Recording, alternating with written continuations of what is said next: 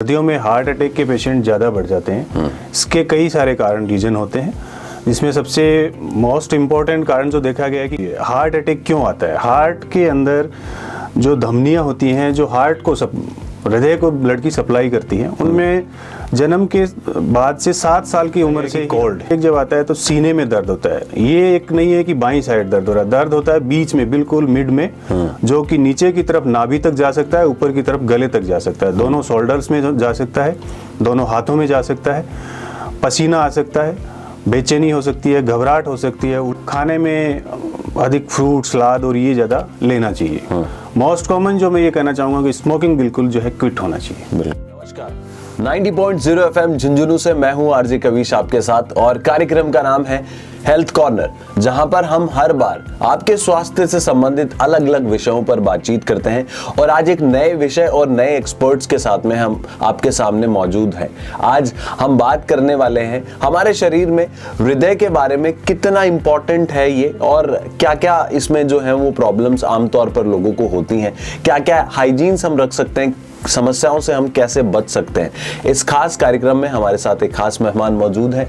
मैं आरोग्यम heart care Shivam hospital से doctor JP Bugalia sir का बहुत बहुत स्वागत करता हूं। सर, बहुत बहुत स्वागत है आपका हमारे इस खास कार्यक्रम में। धन्यवाद कपिश जी, आपने मुझे बुलाया, इसके लिए बहुत बहुत धन्यवाद। बिल्कुल।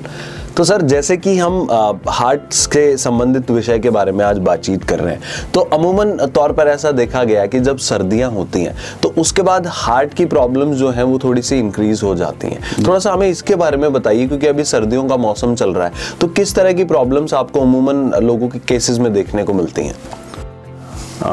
कपिश जी, जैसे मैं बताना चाहूँगा कि सर्दियों में हार्ट अटैक के पेशेंट ज़्यादा बढ़ जाते हैं। इसके कई सारे रीजन होते हैं, जिसमें सबसे मोस्ट इम्पॉर्टेंट कारण जो देखा गया है कि कोल्ड में टेम्परेचर जितना कम होता है उतने ही हार्ट अटैक के पेशेंट बढ़ जाते हैं। कारण कि शरीर को गर्म रखने के लिए पेरिफेरीज में जो खून की नसें जिसको कह सकते हैं वो कंस्ट्रिक्ट हो जाती हैं, सिकुड़ जाती हैं, और हार्ट को अधिक प्रेशर से ब्लड फेंकना पड़ता है।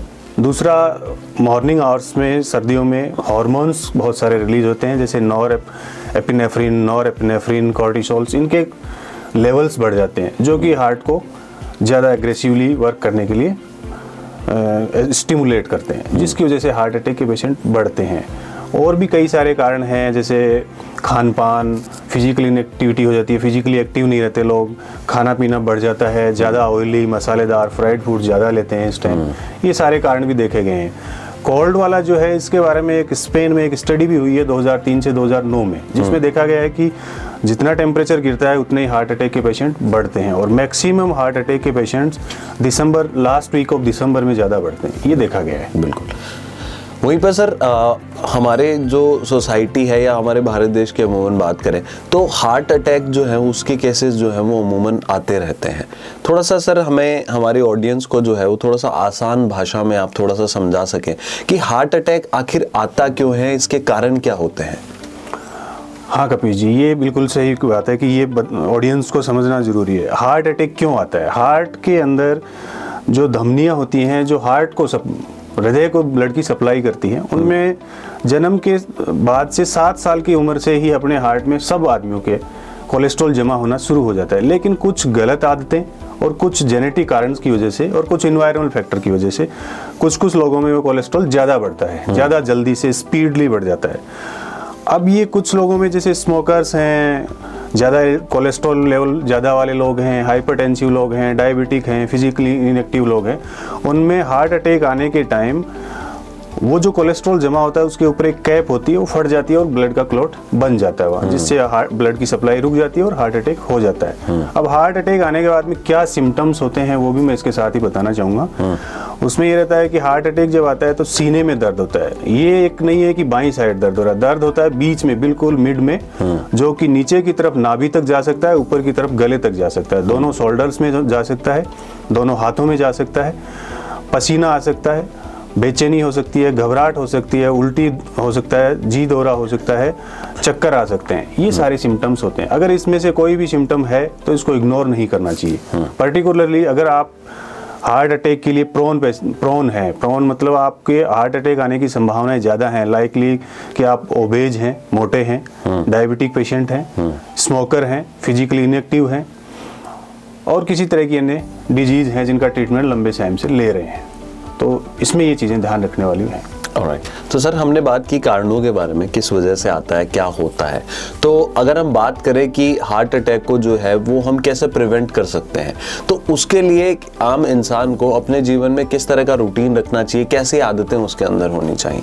जी कपिल जी, आम आदमी के लिए जैसे lifestyle modification first of all जो है लाइफस्टाइल मॉडिफिकेशन है। लाइक कि खान पान, fried food, high calorie foods, high cholesterol वाला फूड ये नहीं लेना चाहिए। स्मोकिंग बिल्कुल नहीं करना चाहिए। यंग जो जनरेशन है उसमें स्मोकिंग सबसे बड़ा मेन कारण निकल के आया है। दूसरा हाइपरटेंशन, अगर कोई बीपी की ज़्यादा रहता है तो कंट्रोल रहना चाहिए। डायबिटीज है तो शुगर कंट्रोल रहना चाहिए। फिजिकली एक्टिव होना चाहिए। खाने में अधिक फ्रूट, सलाद और ये ज़्यादा लेना चाहिए। मोस्ट कॉमन जो मैं ये कहना चाहूँगा कि स्मोकिंग बिल्कुल जो है क्विट होना चाहिए। बिल्कुल।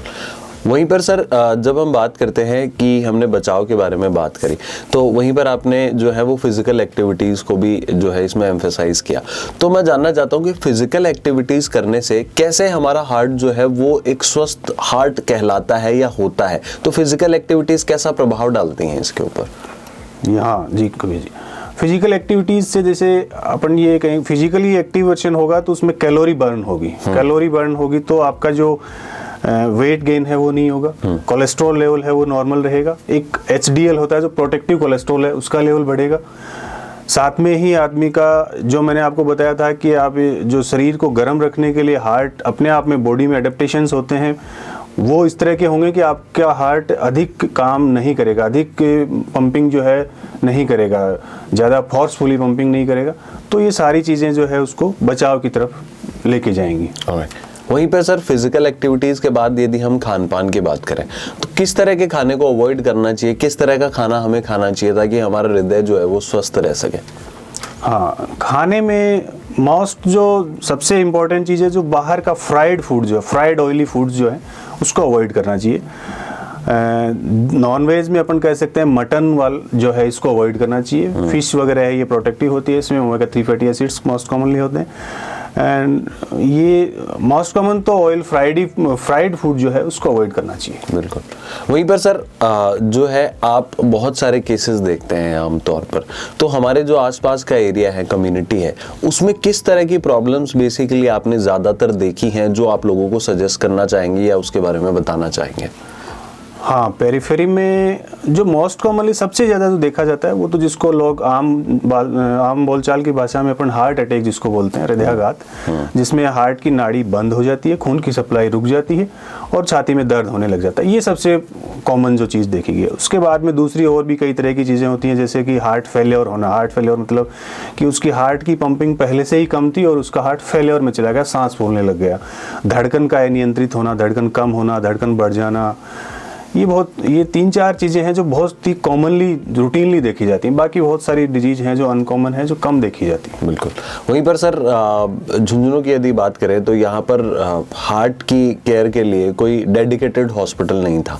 तो अब जब आरोग्यम हार्ट केयर की शुरुआत हुई है तो इसके पीछे आपकी क्या थॉट प्रोसेस थी, क्या आपने ऑब्जर्व किया जिसके बाद आपने यहाँ शुरुआत की?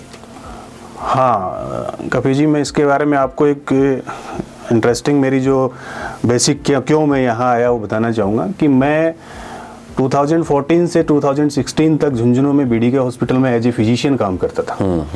तो ये हार्ट अटैक के पेशेंट रूटीनली हम देखते थे।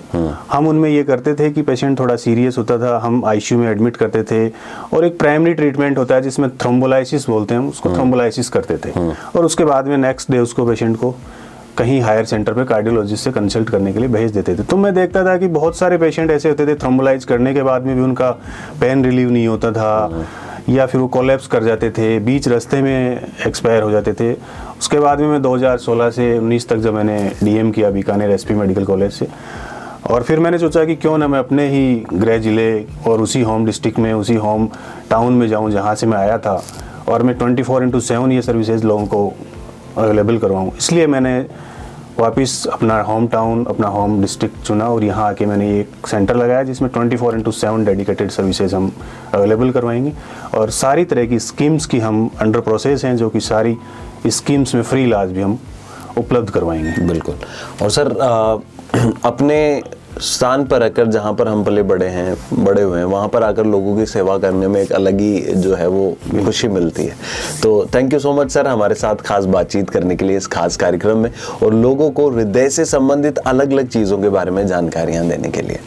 थैंक यू कवि सिंह। साथ में मैं एक लास्ट मैसेज ये भी देना चाहूँगा कि हार्ट की सिम्टम्स जो मैंने बताया कि जिस तरह के सिम्टम्स हैं, अगर इस तरह के सिम्टम हों तो हार्ट अटैक में टाइम बहुत इंपॉर्टेंट होता है। गोल्डन पीरियड बोलते हैं, जो कि 1 आवर्स होता है। तो आप किसी भी नज़दीकी डॉक्टर, चाहे वो फिजिशियन हो चाहे वो कार्डियोलॉजिस्ट हो, उससे ज़रूर कंसल्ट करें, प्राइमरी ट्रीटमेंट लें, गोल्डन आवर को मिस ना करें। तो हेल्थ कॉर्नर में आज हम डॉक्टर JP बुगालिया सर के साथ में बने हुए थे, जो कि हैं हृदय रोग विशेषज्ञ। और अगले एपिसोड में अलग जानकारियों के साथ हम फिर से आपके सामने हाजिर होंगे। तब तक के लिए सुनते रहिए 90.0 FM झुंझुनू, हर तरंग आपके साथ। नमस्कार। झुंझुनू शहर का अपना radio station FM Jhunjhunu 90.0 FM, हर तरंग आपके संग।